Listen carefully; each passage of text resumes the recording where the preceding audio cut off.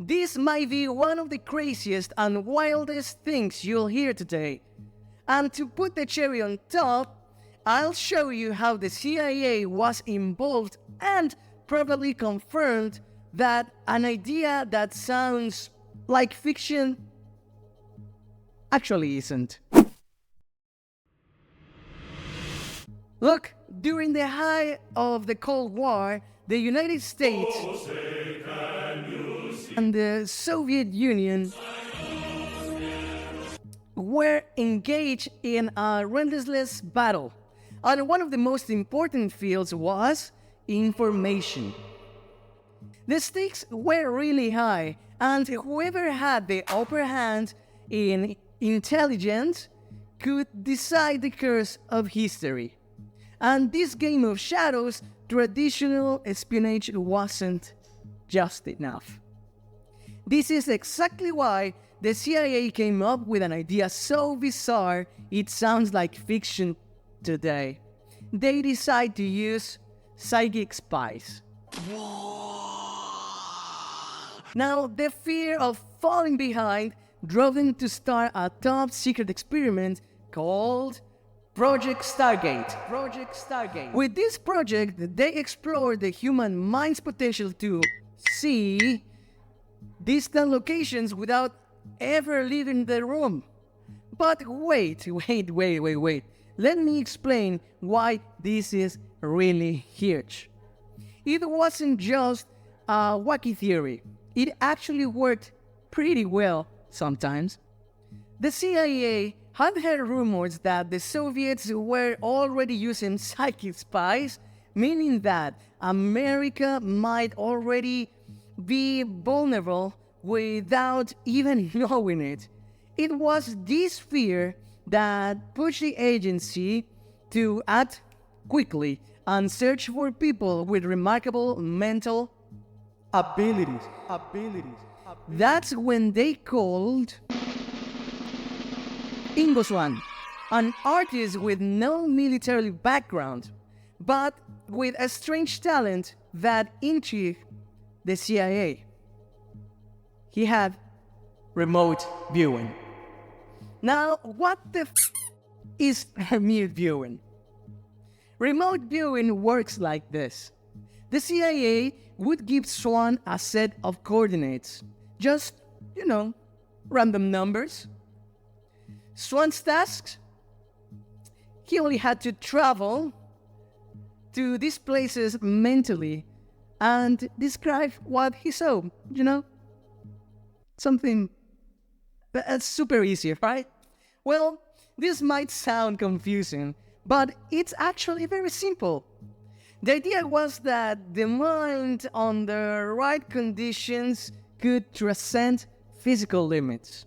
And here's where things get really interesting. Interesting. Swann wasn't just good, he was eerie.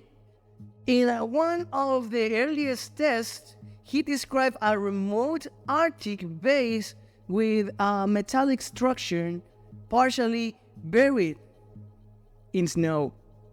At first, the analysts were skeptical, but then came the twist.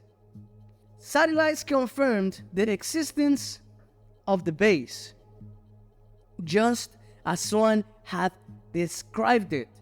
And that's not all. In a separate session, Swann was given a new set of conditions with no further context. Without hesitation, he described an unusual aircraft stationed in a secret Soviet facility.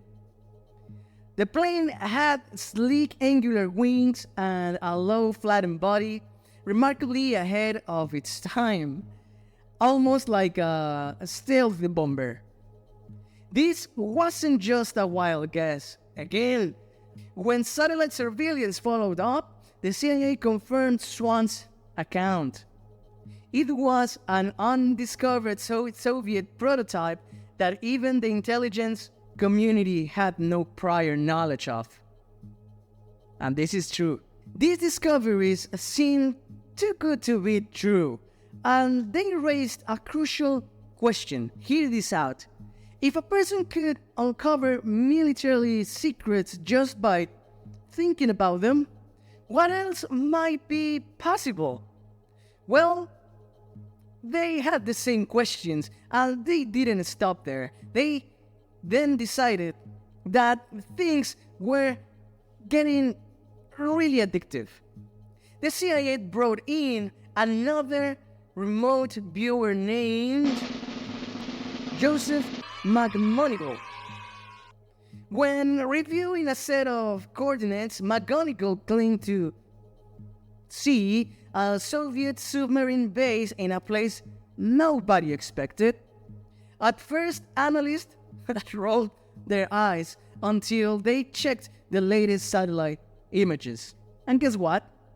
Sure enough, the base was real, hidden deep in the waters of the Arctic. It was discoveries like this that made everyone sit up and take notes. But here's the catch. These discoveries also revealed a terrifying truth. Yes, if Americans could spy on Soviets using their minds, did that mean that maybe Soviets could be, I don't know, doing the same? Of course, and the idea that no military secret was truly safe sent chills through the intelligence community. And this is where things start getting complicated. And let me explain you. The results were inconsistent, and sometimes Swan's descriptions were, let's say, weird. Once, he claimed to see penguins waddling around the desert. Understandably, that left the analysts scratching their hands a little bit, like, what the hell? What the f? So, despite occasional strange results like penguins in the middle of the desert, the program couldn't be shut down just yet. And here's why. Every time the CIA thought about pulling the plug, another major success would keep the project alive. They knew that if they abandoned the program too soon, they might miss something revolutionary, let's say. The fear of the what ifs drove them to keep going for years, even when the odds seemed slim.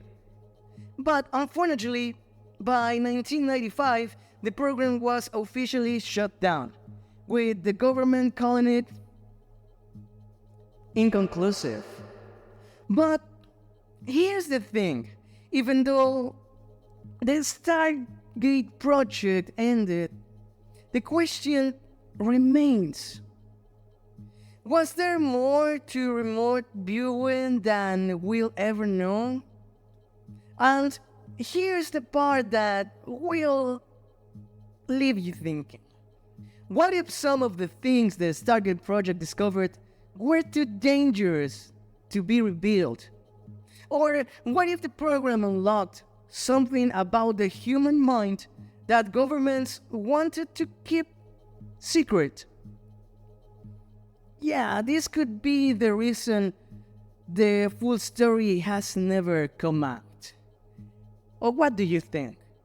But the next time someone tells you that they saw something with their mind, whether it was zombies, witches, or even vampires, maybe, just maybe, it's not as crazy as it sounds. After all, even the CIA believed that, at least for a while.